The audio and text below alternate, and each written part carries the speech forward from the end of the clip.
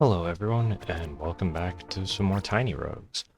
Um, Funny enough, I was just playing for a fun, silly challenge and got a new personal best speedrun on the max difficulty mode.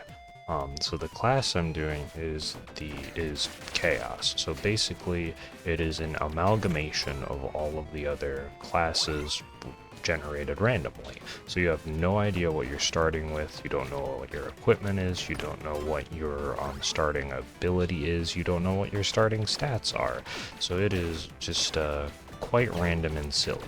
And this time I got the ability of making effectively a companion that attacks the enemies every time I dash. And this is going to later in the run get heavily exploited. Um, Typically for Cinder 16, I start with the poison, the jar of poison, which allows me to apply the poison enchantment to 3 weapons. And this is done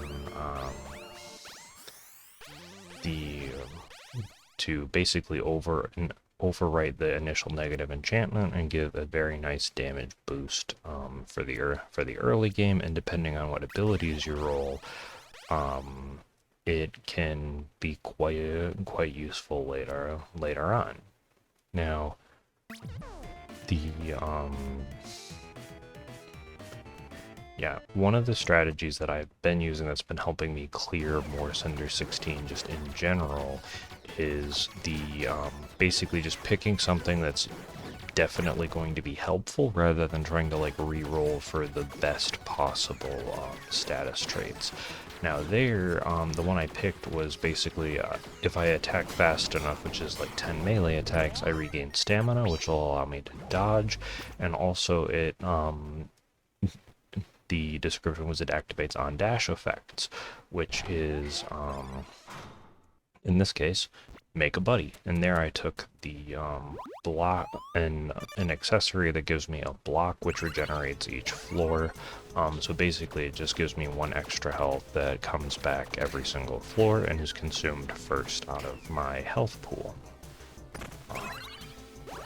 But yeah, so this is my first sub 30-minute Cinder 16 speedrun. And I was just doing it so my thought was I would just do a bunch of Cinder 16 runs and compile effectively like 3 of them to try and hit it together and call it the Chaos Thrones run, or like Chaos Reigns, to parody Faith Unholy Trinity, where I start with the Chaos class and have them ascend on all 3 thrones, beating Primordial Death, the evil devil guy, and I believe it's eating the angel up in the high heavens. So, but I just had a fantastic run to start with. So I'm just like, well, I guess here I am. Now, this is not always the initially fastest, but I think it does benefit me a lot, is instead of necessarily taking just a free room that doesn't give me any resources, sometimes I will take an extra fight in order to get more resources. Like there, instead of just running through the blacksmith room, I got 5 extra souls, which can be very helpful for the soul shops. And the weapon I'm using right now is not super important, it's just I'm at this point of the run, I'm just grabbing whatever I can possibly use in order to just get by. Um, Now, this helmet is dumb with this class ability, and I don't know why. I don't know if it's intentional or if it was a glitch, but whenever an orbital completes its rotation, it activates on dash effects, which is make a buddy. And as you can see, it accumulated. The orbital rotation speed is fast enough that I will continuously accumulate friends, which is hilarious. And this is what is in this helmet, whether or not this interaction is intentional or glitched, is going to be the sole cause of why this run is so good.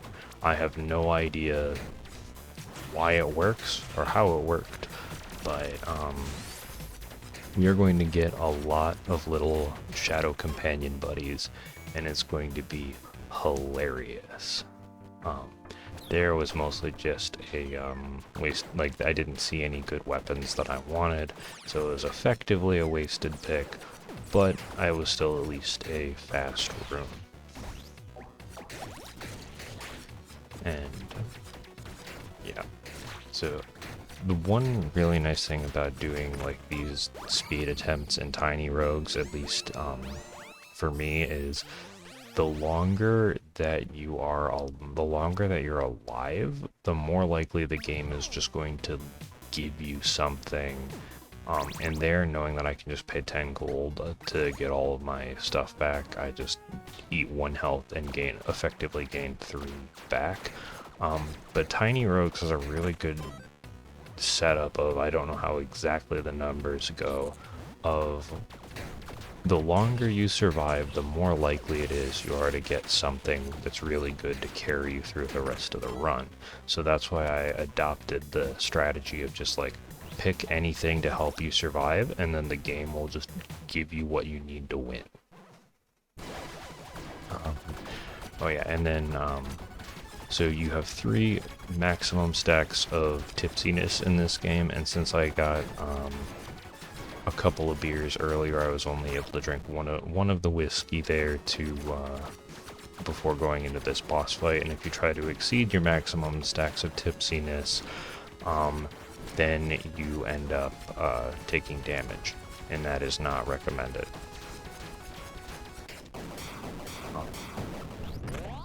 And I don't know if think it comes into play much, but the helmet also gives a defy death, which is effectively a safety net that resets every floor, where if you would lose your last heart, you lose the defy death counter instead, and then defy death triggers before resurrection. So that's nice, because depending on what you get for your run bonuses from the bonfire, you only get, without extras, you only get one resurrection per run. And there I go with the melee option because my one trait only triggers off of 10 melee attacks, not 10 ranged attacks. Otherwise I probably would have taken the snowball launcher, which is a pretty good gun. And here I just take the opportunity to just dump all of my extra items.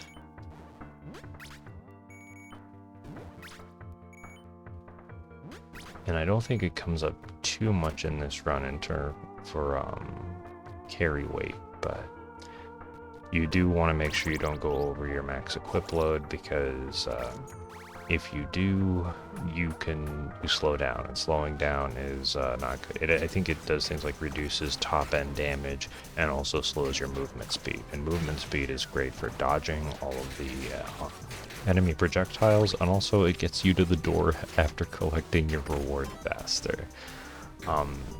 Yeah, and now here we have the guaranteed epic rewards, which is really nice, because having yeah, if you get, I don't know about the uncommon tier, but even in the rare tier, like, there are weapons that just carry your entire run. And yeah, as you can see, sometimes being able to clear enemies off screen is very important, because depending on the enchantments, things just get very clogged. Oh yeah, the dark orb. This is one of the first things. So the dark orb inflicts corruption on all of the enemies. Well, it has more power, and power gives me more. Effectively, the simplest thing is it gives me just a higher flat damage percentage increase. But the other thing that it does is it inflicts a stack of corruption, and every stack of corruption causes enemies to take 1% more damage per stack, and there is no cap on the number of stacks of corruption that enemies can have. I think that might be on contact, not on complete rotation, but still, it's really good. And the 20% damage versus the 10% damage increase is also really nice. And power also increases the area of effect radius. Because I'm using melee weapons, that doesn't really come into play much in this run, but it can have major implications if you're using auras or some of the other magic weapons.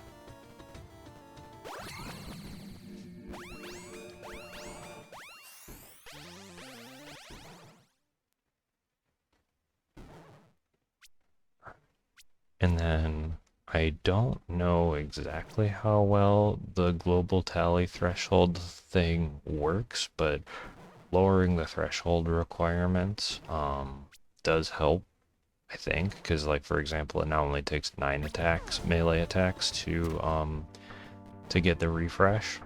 And there is a giant treasure chest. Now, giant treasure chests are really nice because they contain typically a lot of items of high rarity, in addition to a bunch of money and other good stuff. So if you have the opportunity to get one, absolutely do it. Because I get the weapon that now breaks this run in half. The Occult Flailstorm. This is, I think, in another error that happens is that when I use this weapon, that when it completes a rotation, I get more buddies. I don't think this was intended to have flails be considered orbitals. However, flails are considered orbitals. So, as you can see, we're not done yet. But we absolutely have broken open the run to just summoning all of our shadow buddies, and it gets sillier from here. And so far, everything is making pretty good time. So you have to have less than I don't know the exact time, but it's less than 3 minutes per floor for all 12 floors in order to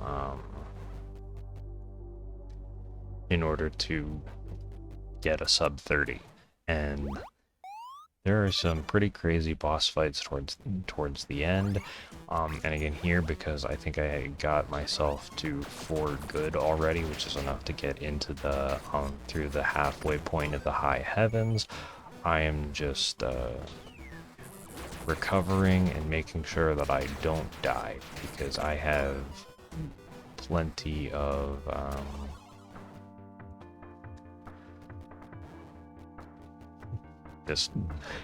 I have plenty of damage. Things will carry me through. I don't need to try and accumulate souls. Now, if I wanted to go faster and I realized what exactly was going on, I should have just stuck with the Occult Flailstrom and just ran with it. But I wasn't exactly sure how all of the stuff worked together. So that's why I am still optimizing my second weapon. Now, Event Horizon is great because it increases orbital speed, so I don't know if it actually increases the flail speed or not, but now the Corruption Orb is going faster, so that is passively generating more shadows even faster, which is wonderful, because I will have just a never-ending stream of companions to go fight my battles for me. Because the one downside of the Occult Flailstrom is that it doesn't scale off of your its damage doesn't scale off of traits. Like, your strength can still scale your damage, you can still get damage off of critical hits, and your attack speed will still increase, but it just does flat damage. which not ideal. And there, usually I would take the mask, but I'm pretty sure that this helmet is the thing that's glitching this run into the success that it is.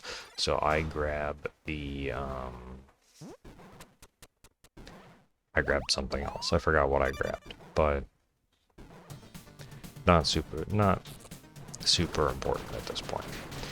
And my mimic companion is, for item discovery, is just useful. I mostly just picked the mimic because it is cute and it was a legendary companion, and I don't get to see it that often. So it might not have been the most optimal speed choice, but still very useful. And although there might be better time efficiency spots to heal, I will always try and make sure that I'm at the maximum number of hearts with my healing flasks if I can be going into these rooms.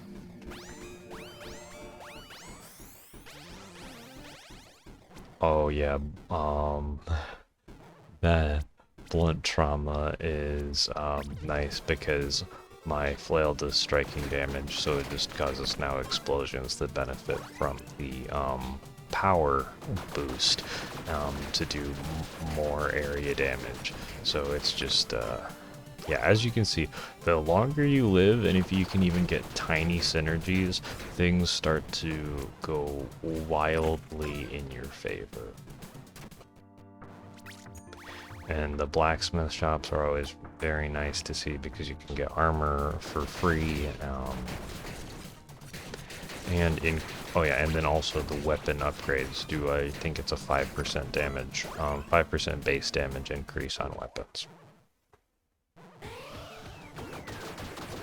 But let's see if I get, it's not really a cycle skip, but yeah, I get it. So if you can defeat phase 1 of the Phoenix before they get to this particular animation, you can actually defeat them in the animation, because this is one of the attacks where they have to complete the cycle if they're in phase 1 before they move to phase 2. So that is a very nice time save.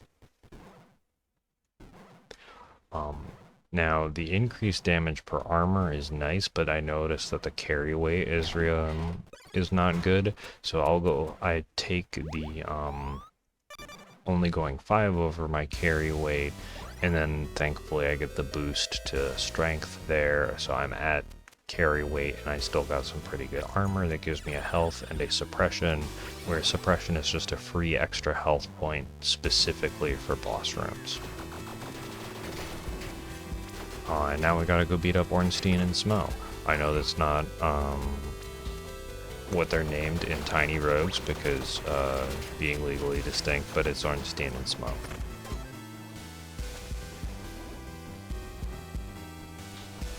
And yeah, so there is a decent amount of, and then, oh yeah, and it also, the floors get longer. So floors 8, 9, and 10 have additional rooms to them because of how Cinder 16 works. So not only is there more pressure from just the enemies being stronger as you progress, you have to get through more stuff. So it is quite the oh yeah, and then inspiring presence. This is the last thing that really takes things out of control, because I can get plus 10 power per companion up to 100 power, and because I'm generating companions at an incredibly silly speed, I have effectively a 100% attack boost and area of effect, because it's hard to notice, but the white rings coming from the flail hits, those are bigger now, so I now have a better AoE effect than I previously did because of that, because I'm making so many clones of myself, and also my cute little mimic friend is contributing as well. Now the enchantment on this is not, on the flail, is not perfect for this because it just increases the damage of cursed hits. There were probably better things to do with it, however it's still a pretty good enchantment. It's good damage, so not that worried about it. And although that helmet is, again, incredibly good, it's not the... And then because I already had the amount of good that I had, and I'm not trying to... I just skipped the soul shot, basically, to save some time, and... Now here, I probably should have taken the Sniper's Eldritch Bible, but I didn't, because that was probably also considered an orbital, and that would have scaled off of my traits probably for damage.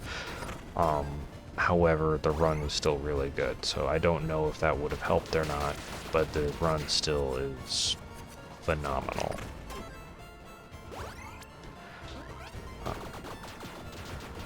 But yeah, and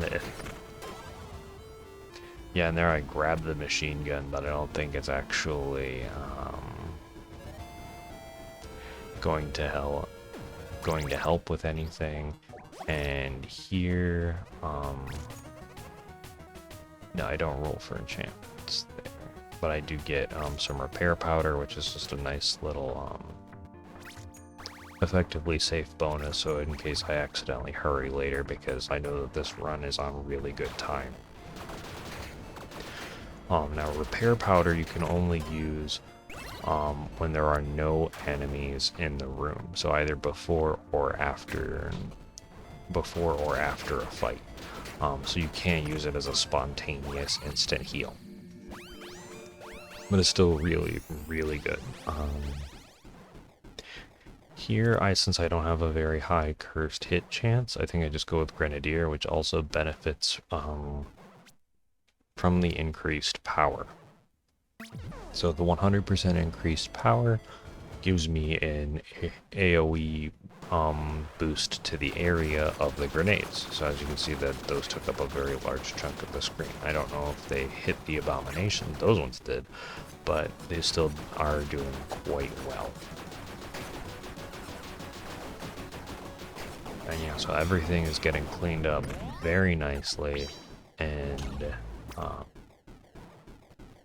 yeah, and there I get more orbital speed for more friends, because what is better than having infinity friends to go beat up Death and all of his friends? And also the Flailstrom is very nice because you don't really have to aim, it's just... yeah. And the crit chance is, again, even though this doesn't scale off of stats, the extra, and I'm at max level, increasing my crit chance does increase my damage because since critical hits deal 200% base damage without any further upgrades. And just because this hits so much stuff, it's nice. So, and I know, like I said, I know things are going really well this run, but it's still not necessarily an optimal speed run. But there I just dump my other weapons because I know that I'm not going to use them because they don't hit whatever mechanic this is to have me have infinite clones due to orbital rotation. And now knowing, actually, did I change the enchantment on it? I feel like at one point that I tried to change around the enchantment on the flail, or that might have been a different run that I was trying something like that and then died. But we're just going, and again, I'm just ignoring the petrified mana because I don't have any use for them, because the flail doesn't currently use mana, so there's no reason for me to try and go for the mana star and get extra time. So here we go. Death. The big bad, and the guy that if you defeat him, it says you get a win on the run, but it makes me the perfectionist in me goes, no, it's not a win, I have to go beat the secret bosses on Cinder 16. That's how these runs work. So but yeah. And also one of the few bosses where the speedrun timer stops after you after you beat him.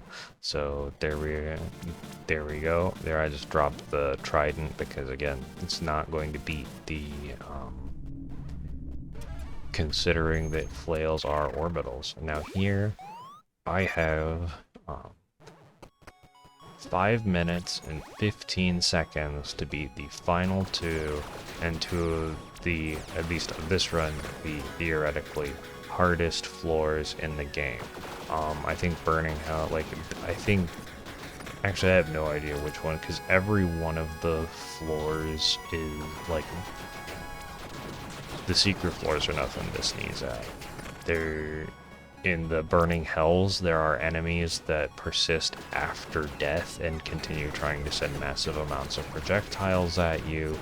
Here, the enemies are biblically accurate interpretations of themselves, and in the area that death is guarding, they have enemies that can move you. They have humanities that split into smaller humanities and continue fighting you. And then also there is something where if you accumulate enough of a particular status ailment, you just get insta-killed. Thankfully, I've never had that happen to me, but yeah, all of these have scary stuff. But yeah. Now we are closing in on probably, in my opinion, the harder of the two High Heaven bosses, Bahamut, and that's not necessarily because of projectile amounts, but just because of how the cycles work in terms of when they have invincibility. Now Bahamut always goes up to the top left, so you can just kind of go here and then just accumulate massive amounts of damage on them, which is great. And then you can, and if you can do enough damage, you bust into phase 2. But then they always follow up with this laser beam attack, which just eats up a lot of time and gives you a lot of more opportunity for mistakes, because you can't be attacking during that amount of time.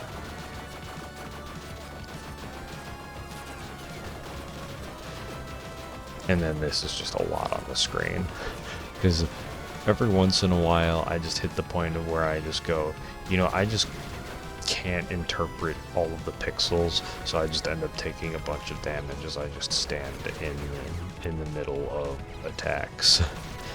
And there the Defy Death came quite in handy, because I didn't break the revive, and then I can immediately go and get all of my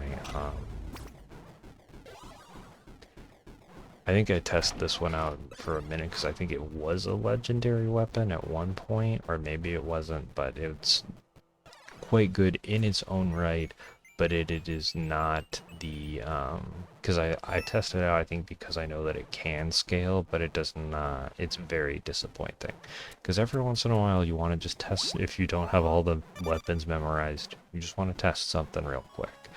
But I also know that I have, yeah, because I know that that's just, after just seeing that, I'm like, that's not faster. Well, I know I have 2 minutes to go beat the final boss. And there I just grab whatever to just keep moving. Curse Shrines usually have the better rewards. However, that doesn't mean that you always get the one that helps you out the best. And here I think I just go for lucky hits, just because I'm more likely to do better damage off of a lucky hit, since my weapon doesn't scale with attributes, and that's the same going for the 10% damage boost with non-crits. And here, just because I have so many companions, I go for the 10% boost to companion damage, because it's just so much. Again, here, just flat attack speed for more attacks, more companions, and yeah. And here, oh yeah, I can grab the whetstone to get it up to +4 for another flat 5% damage increase off my weapon. Just a lot of good stuff happens in the last moments. I think I click through the repair powder here. I have full hearts, so it's not worth wasting the time to get the flask refill. And now, with pretty much just a minute left to complete this boss fight, we're just gonna go hard and damage boost. So it stinks that we weren't able to, that we have to wait through all of this cycle, but it is what it is. We are in good position. We have a revive still, and damage boosting is basically me taking hits to and just using my health as a resource to deal more damage. It's like hyper armor trades in Elden Ring. So here we go. I know I've said it in like all of my videos where I go to the high heavens, but this music is just also amazing. I love it. And there we have it. 29, 31, 96.